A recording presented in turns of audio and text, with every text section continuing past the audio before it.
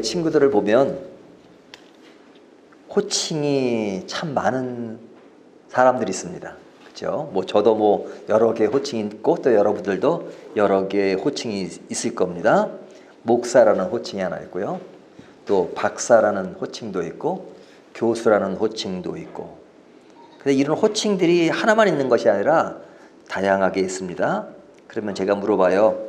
그 호칭 가운데 어떤 호칭으로 불러주는 것이 좋습니까? 라고 물어볼 때가 있어요. 자, 여러분도 여러 개의 호칭이 있을 거예요. 그 호칭 가운데 스스로 한번 질문을 해보시죠.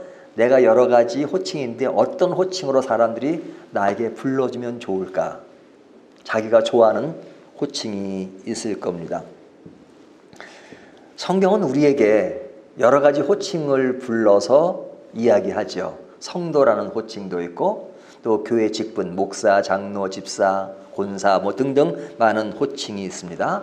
또 뭐 그뿐 아니라 뭐 아버지, 어머니, 할머니, 할아버지 여러 가지 호칭이 있죠. 또 뭐 직장에서의 호칭 등이 있겠죠. 근데 성경에서 말하는 그 호칭 가운데 사실은 많이 불러지지 않지만 하나님의 사람이라고 하는 호칭이 있습니다. 하나님의 사람. 하나님의 사람이라는 호칭이 사실은 굉장히 좋은 호칭인 것 같아요. 우리가 살아가면서 아, 저 사람은 참 좋은 하나님의 사람이야 이렇게 불러줄 수 있다면 최고의 행복을 지닌 사람이 아닌가라는 생각이 듭니다. 사실 하나님의 사람 그러면 스스로는 굉장히 낯설고 낯설기보다는 좀 쑥스럽죠. 내가 지금까지 살아오면서 행했던 모든 일들을 볼 때 내가 하나님의 사람이라고 불러질 수 있을까? 그러기에는 내가 너무 부족하고 연약하고 또 그런 위치에 서 있지 못한다라는 생각을 할 수 있습니다. 하지만 성경에 나오는 사람들의 이야기를 보면 하나님의 사람이라고 하는 그 호칭이야말로 우리에게 가장 큰 호칭이 아닌가라는 생각이 듭니다. 그런데 우리가 이 하나님의 사람이라는 호칭에 대해서 좀 쑥스러워하는 이유는 왜 그러냐면 하나님의 사람 그러면 특수한 사람들로 인식합니다. 특별한 사람, 특수한 사람. 그러니까 예를 들면 뭐 목사 중에서도 아주 큰 종 뭐 이런 말 쓰잖아요. 이렇게 보면 아, 이 목사 중에서 아주 큰 종 뭐 이런 말을 한단 말이죠. 그러니까 외형적으로나 환경적으로 좀 영향력을 드러내는 사람. 그렇죠. 이런 사람을 하나님의 사람 뭐 이렇게 인식하는 그런 성향이 있습니다. 성경에 나오는 선지자들, 사도들 이런 사람들은 정말로 하나님의 사람이다 이렇게 인식하잖아요. 하지만 성경은 특별하게 이런 선지자, 사도 또 앞에 나서는 어떤 사람들을 향해서 그 사람들에게만 하나님의 사람이라고 말하지 않습니다. 어떤 사람을 하나님의 사람이라고 말하냐면 하나님을 믿는 모든 사람을 하나님의 사람이라고 말합니다. 그러니까 하나님이 원하는 대로 살아가는 사람이죠. 세상 사람들은 누구의 사람이 되면 그 노선을 따르죠. 그 노선을 따라요. 그래야 그 사람의 사람이 되니까요. 그래서 그 사람의 노선을 따르는데 그 사람이 잘못된 것이 있으면 어떨 때는 그 조직의 그런 굳건함을 위해서 바른 소리를 할 때가 있습니다. 그러면 아, 이 사람은 참 그 사람을 따르는 사람이지만 그러나 바른 이야기도 할 줄 아는구나 이런 말도 하죠. 하지만 하나님의 사람은 하나님 앞에 바른 소리를 못해요. 왜냐하면 하나님이 완전하시기 때문에. 하나님이 좀 0.0001%라도 부족해야 하나님이 잘못했을 때 하나님 좀 똑바로 하십시오 이렇게 말할 수 있죠. 근데 하나님은 전혀 그러신 분이 아니니까 그냥 하나님의 사람에게 필요한 것은 오직 순종만 필요합니다. 그러니까 일반 사람 세계는 그 사람의 어떤 속한 사람이라 하더라도 자기의 어떤 견해를 밝힐 때가 있지만 하나님 앞에서는 내 견해를 밝힐 수 있는 게 아니에요. 내가 이런 위치에 있다. 나는 이런 생각을 합니다. 이렇게 말할 수는 있지만 하나님 이렇게 하십시오. 하나님 이건 고치십시오. 그럴 수는 없단 말이죠. 왜냐? 조금 전에 말씀드린 것처럼 하나님은 너무너무 아니 절대적으로 완전하시기 때문입니다. 그러니까 하나님의 사람은 다른 사람이 아니에요. 그냥 세상으로 보면 바보처럼 보일지 모르지만 절대 하나님께 순종하는 사람, 그런 사람입니다. 그러니까 그런 사람이라면 사람들이 볼 때는 뭐 커 보이지 않고 초라해 보인다 할지라도 그 사람이야말로 하나님의 사람인 거죠. 하나님 앞에 잘난 척하는 사람, 세상에서 그 사람은 좀 높게 이렇게 비춰지는 그 사람이 아니라, 저 사람은 신앙이 좋아, 뭐 그렇게만 평가되는 사람이 아니라 정말로 하나님 앞에 완전 엎드려져서 하나님께 순종하는 사람, 이 사람을 하나님은 하나님의 사람이라고 부르는 것입니다. 자, 이 하나님의 사람에 대한 이야기가 이제 오늘 본문 저희가 한 절만 읽었는데요. 이 한 절에 보면 하나님의 사람이라는 호칭이 나오죠. 24절을 다시 보면요. 여인이 엘리야에게 이르되 내가 이제야 당신은 하나님의 사람이시오. 그러죠. 하나님의 사람이시오. 이것은 누가 누구에게 부르는 얘기입니까? 어떤 여인이 엘리야에게 부르는 호칭이에요. 내가 이제야 당신은 하나님의 사람이시오. 그러죠. 당신은 하나님의 사람이시다. 그죠? 그럼 엘리야는 어떤 사람이냐? 17장 24절을 보면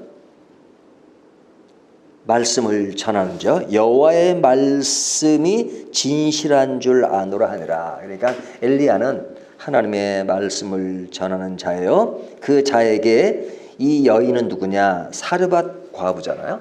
이 사르밧 과부가 이 엘리야에게 하나님의 사람이요, 이렇게 말하는 겁니다.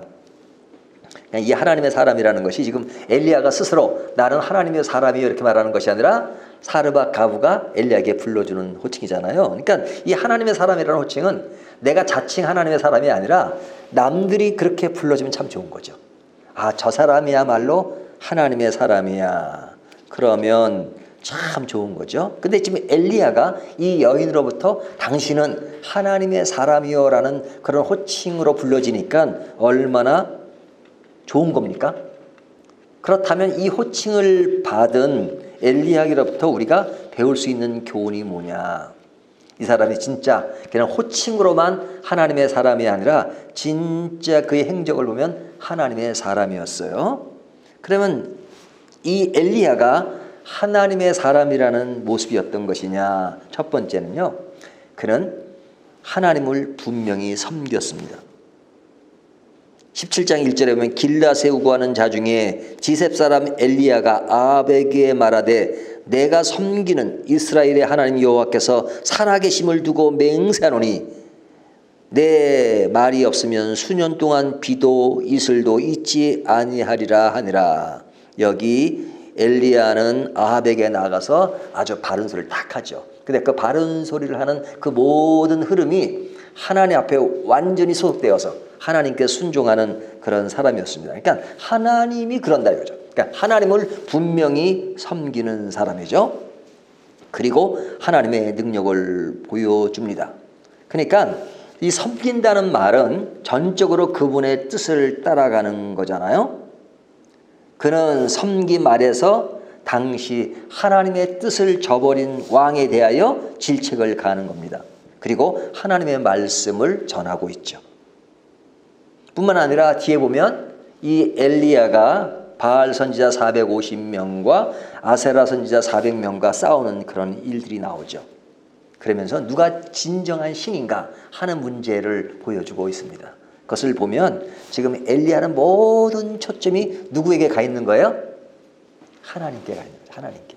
그러니까 하나님이 누구신지 그리고 나는 하나님을 섬기는 것이다. 나뿐만 아니라 모든 사람이 하나님을 섬겨야만 하나님의 사람이다. 이렇게 말하는 거죠. 그런 사람으로서 하나님의 능력을 보이기도 합니다. 그러면 우리는 하나님의 사람이라면 어떻게 하나님의 능력을 보이는 것이냐? 뭐 그냥 이런 기적을 보일 수도 있고 어떤 사람에겐 하나님 또 그런 은사를 주셔서 그렇게 할 수도 있겠죠. 하지만 진짜 오늘날 우리가 하나님의 사람이라는 것은 뭐로 증명할 수 있느냐? 하나님 때문에 행복을 느끼는 사람이에요. 우리가 믿음으로 산다 그러잖아요. 믿음으로 사는데 정말로 하나님이 계시고 하나님이 나의 하나님이고 내가 하나님의 사람이기 때문에 나는 참 행복하다. 나는 참 기쁘다. 그 사람이 하나님의 사람이에요. 그러니까 예수를 믿어서 행복하고 예수를 믿어서 기쁘고 예수를 믿어서 감사하고 예수를 믿어서 내 삶에 가치가 있고 의미가 있다는 것을 느끼는 사람이 하나님의 사람. 예수를 믿는데 진정한 기쁨이 없어요. 감사도 없어요. 그리고 하나님을 왜 믿는지도 몰라요. 그리고 하나님의 그 존재가 깊이 인식되지도 않아요. 그러면 하나님의 사람이라고 불리기는 좀 그렇죠. 많은 사람들이 하나님의 사람이라고 부를 때 외형적으로 나타난 어떤 현상, 무슨 사람들을 뛰어넘는 어떤 신비한 거 이런 걸 보면 하나님의 사람이라고 인식해요. 하지만 하나님이 평가하는 것은 그런 사람을 하나님이 평가하는 거 아닙니다. 단순해요. 사람들이 알아주지 않고 정말로 보기에 별 볼 일이 없어 보이지만 그 사람이 예수를 믿음으로써 진정으로 행복하고 기쁘고 감사하고 그래서 삶의 의미를 부여받은 사람이라면 그는 하나님의 사람인 것이죠.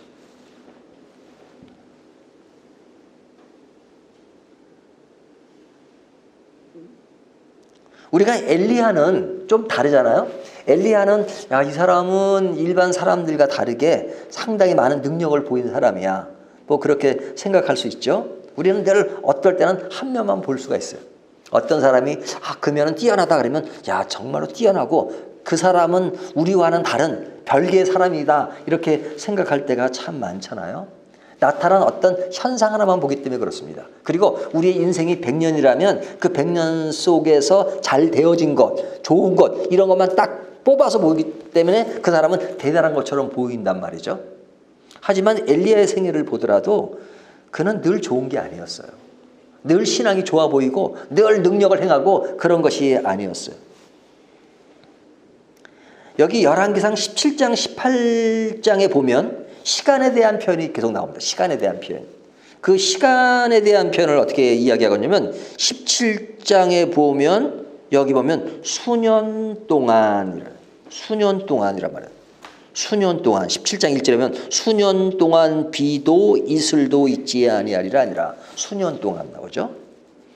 또 18장 1절에 보면요. 많은 날이 지나고 제3년에 그러죠. 많은 날이 지나고 제3년에 그러죠. 그런가 하면 오늘 읽은 저희가 24절에 보면 뭐가 나와요? 여기 보면 이제야라는 말이 나오죠. 이제야. 그렇죠? 24절 여인이 엘리야에게 이르되 내가 이제야. 그러니까 그 여인이 엘리야를 보고 당신은 하나님의 사람이요 이렇게 말하잖아요. 처음부터 그렇게 생각한 게 아니었단 말이죠.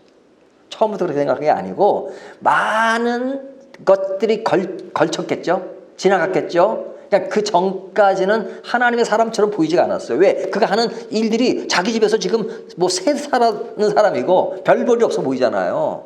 그러니까 그 사람은 그냥 별 볼이 없고 나도 지금 힘든 사람인데 나에게 지금 빌부터 사는 사람인데 뭐가 그렇게 대단합니까?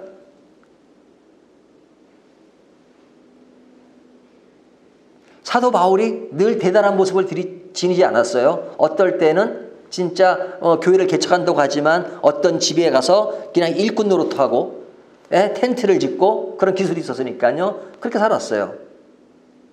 근데 그 사람이 사도 바울을 보고 뭐 대단하게 생각했어요? 나중에 보니까 그 사람이 보통 사람이 아닌 거예요. 사도인 거예요. 그래서 그 사람과 한 교인 되기도 했죠. 그러니까 그 사람도 오늘 본문의 표현처럼 하면 이제야. 그전에는 아니었는데 이제야 그런 거예요. 그러니까 이 사르밧 가부가 이제야 당신은 하나님의 사람이시오. 그러니까 우리는 지금 하나님의 사람이요라는 그 말만 보지만 지금 그 앞에 이제야라는 단어는 그 전에는 그 사람이 하나님의 사람으로 보이지 않는 측면이 있었다는 거죠. 이제야라는 그 시간의 과정에 엘리야가 겪어야 되는 것은 고독의 시간이었습니다. 고독의 시간.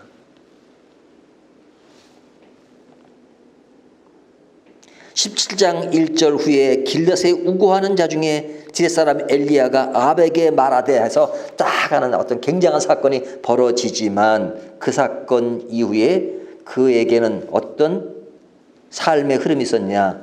그리 시냇가에 숨어 있으라고 합니다. 2절 보세요. 여호와의 말씀이 엘리야에게 임하여 이르시되 너는 여기서 떠나 동쪽으로 가서 요단강 앞 그리 시냇가에 숨고. 그러니까 앞에 나오는 이야기는 무대에서 굉장한 일을 벌이고 있는 겁니다. 무대에서. 그렇죠? 뭐 연극 배우라든지 가수라든지 이런 사람이 그 무대에서 굉장하게 사람들의 인기를 끌고 있어요. 근데 항상 그런 거 아니잖아요. 무대에서 내려올 시간이 있죠.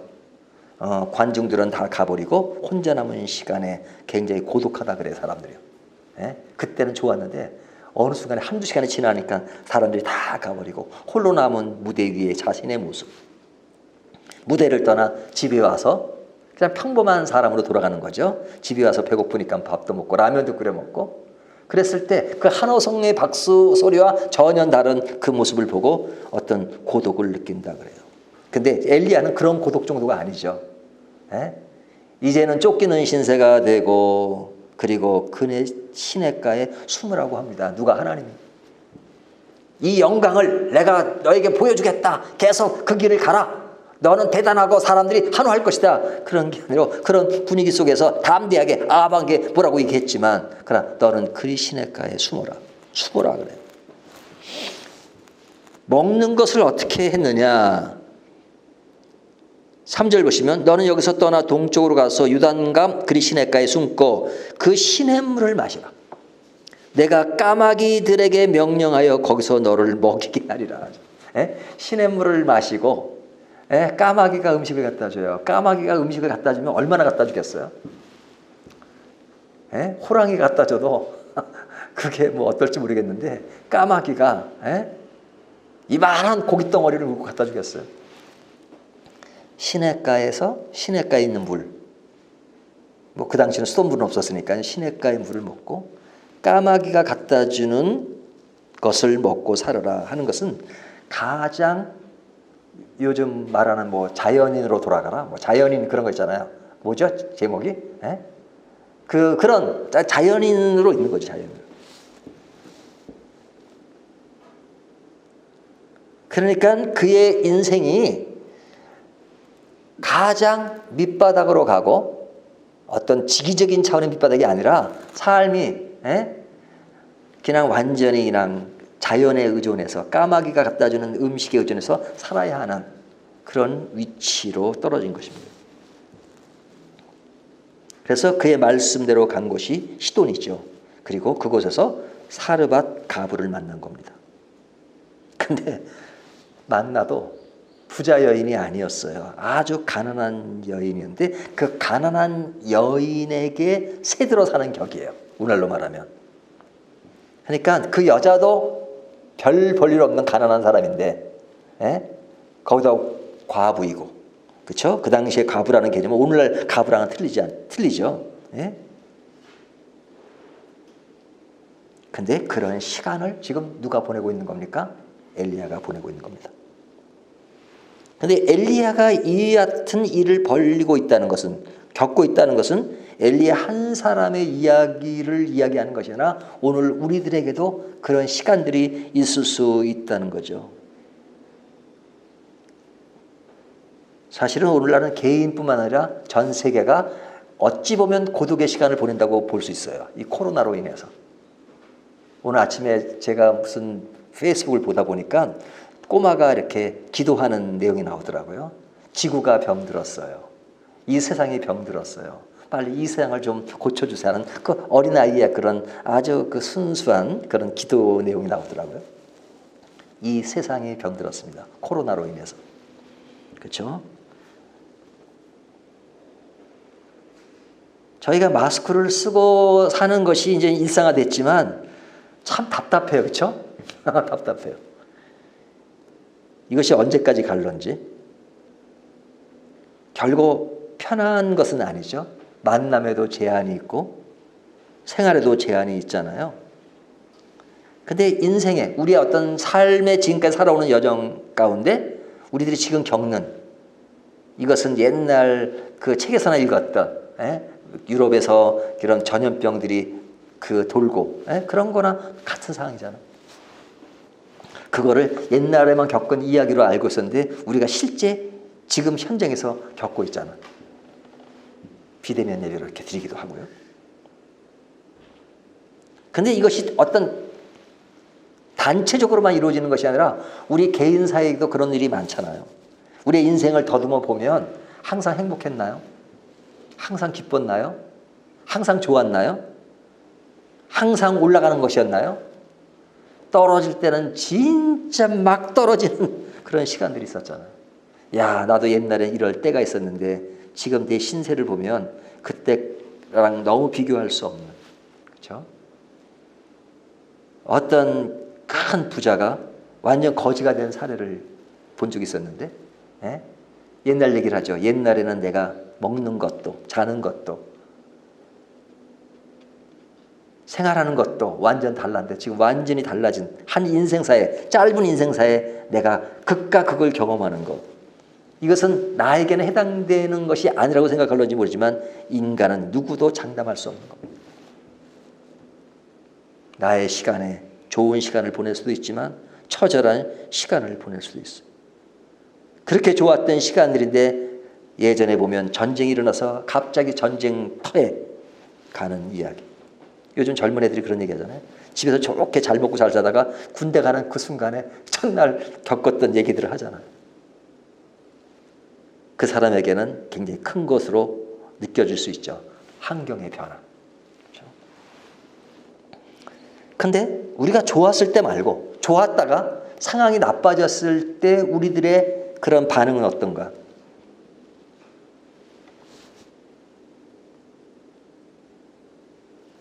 그런 걸 생각해 보죠.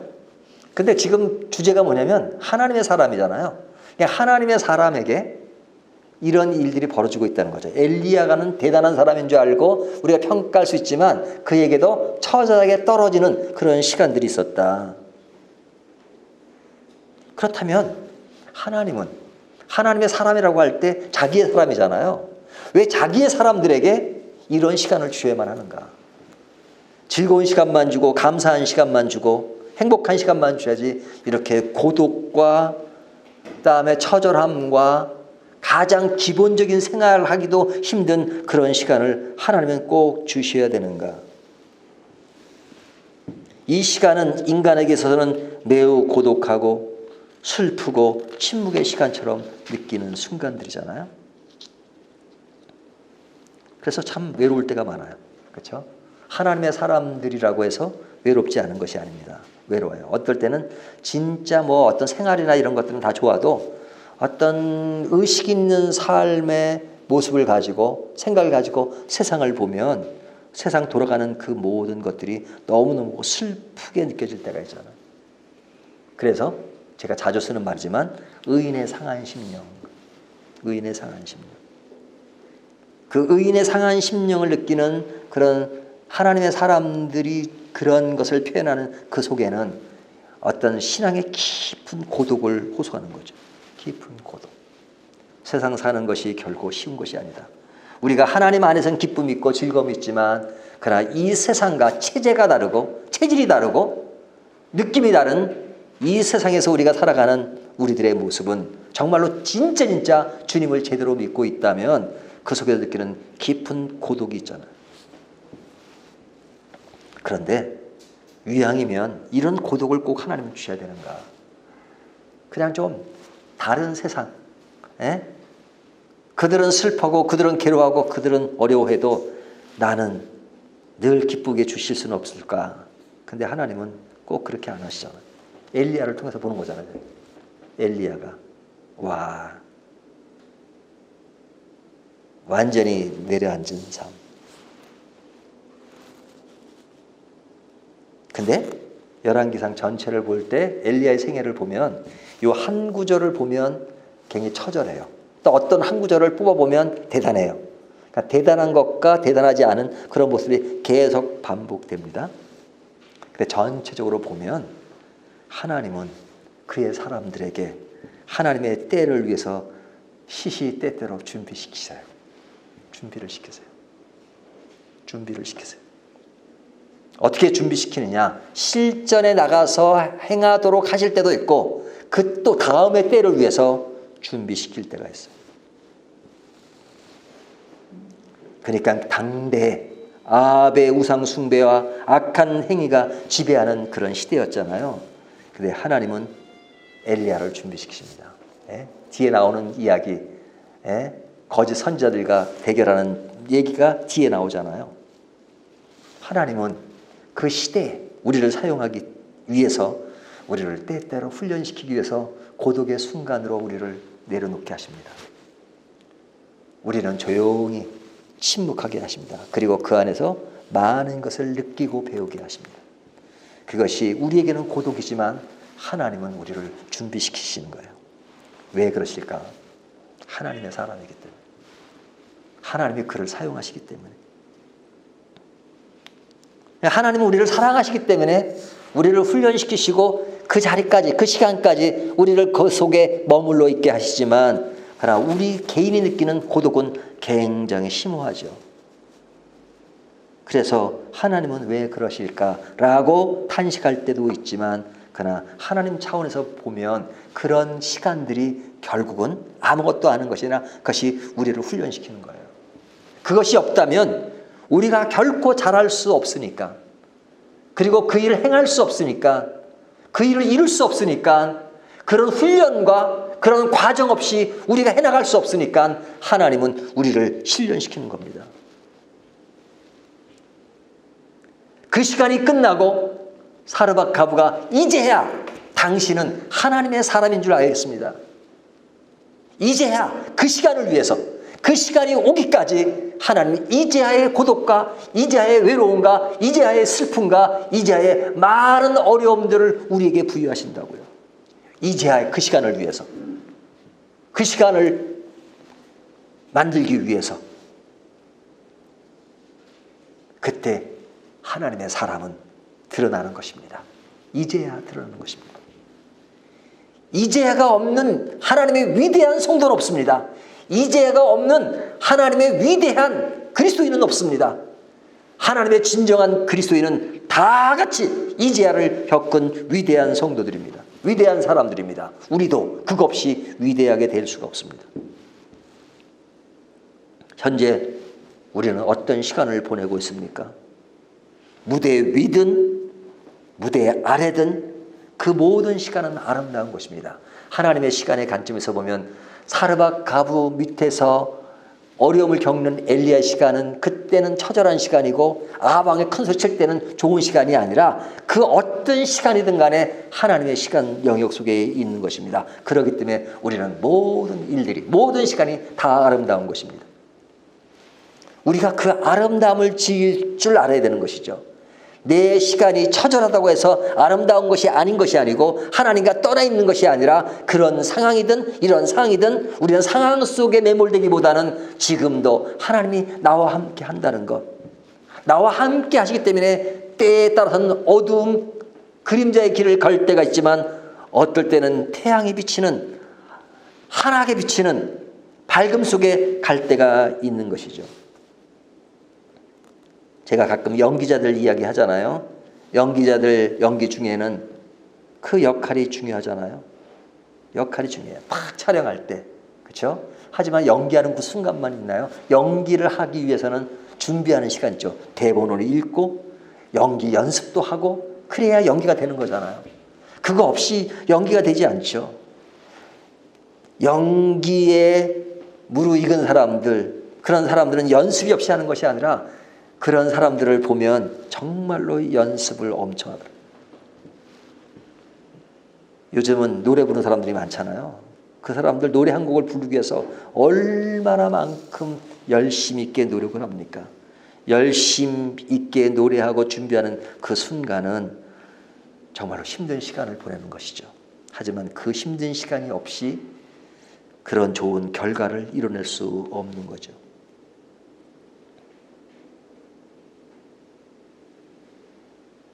근데 연기자들이 그런 말을 해요. 연기를 하고 싶은데 불러주지를 않는데요. 예? 내가 어떤 영화에 캐스팅이 되고 드라마에 캐스팅이 돼야 이렇게 뭐 연기를 할 수 있잖아요. 나를 불러준 데가 없대요. 어떤 기간 동안에. 그러면 연습도 필요 없는 거죠. 그렇죠? 뭐 연습해봤자 뭐 그거는 나를 뭐 실제 이제야 돼서 뭐 하는 게 아니니까. 근데 그럴 때마다 연기자들이 하는 얘기가 있어요. 뭐라면 그때는 나는 그 연기를 위해서 그 드라마를 위해서 그 영화를 위해서 준비하는 것은 없지만 그런 고독의 삶 속에서 내가 지금 어떨 때는 생계의 문제까지도 위협을 느끼는 그 순간에 내가 실제 인생사에서 느끼는 그것이 그 연기를 해서 경험하는 그것보다 더 큰 것이었다. 연기 연습은 연습이지만 내 삶 속에서 느끼는 그런 깊은 고독, 깊은 외로움, 깊은 어떻게 될지 모르는 불안감, 이런 것들이 실제 연기를 위한 가장 큰 기초가 되며 가장 큰 도움이 된다. 그것이 없으면, 그런 인생사가 없으면, 그런 인생이 없으면 내가 아무리 연습을 한들 그 연기가 나올 수 있겠네. 이렇게 얘기합니다. 실제는 진짜 중요한 것이죠. 그래서 그런 인생의 많은 것을 경험한 사람일수록 연기가 더 부르는 거죠. 그런 상황이 없고 그런 것이 없이 그냥 연습으로만 하는, 기계적으로 하는 연기자와 어떤 인생사 전체에서 많은 것을 경험하고 느끼고 깨닫고 한 사람의 연기와는 비교할 수 없는 것이죠. 내 인생사에 실제 경험한 것이 나의 인생의 연기를 더욱더 기가 막히게 만든다. 그렇다면 오늘 우리들에게 있어서도 우리가 하나님의 사람으로서 겪어야 되는 많은 부분들, 외로움을 느낄 때 우리는 하나님 이 외로움을 극복하게 해주십시오. 빨리 이것을 지나가게 해주십시오. 라고 기도할 때가 있죠. 왜? 우리는 그렇게 기도할 수밖에 없는 존재입니다. 하지만 우리가 또 다른 면으로 생각해 보면 그런 순간순간들이 하나님이 우리를 키우시고 우리를 준비시키시고 우리를 더 큰 미래를 향해 가도록 만드시는 순간입니다. 그렇기 때문에 우리는 그 안에서 다시 믿음으로 그것을 생각하면서 힘을 얻는 것, 이것이 하나님의 사람들이 가는 길입니다. 오늘 이 말씀을 통해서 하나님의 사람이 가는 길은 어떤 것인가 하는 것을 다시 한번 살펴보고 우리가 지금 어떤 힘든 상황에 놓여 있다면 그 길 속에서 그런 것들을 더 준비하는 저와 여러분이 되시기를 주님의 이름으로 축원합니다.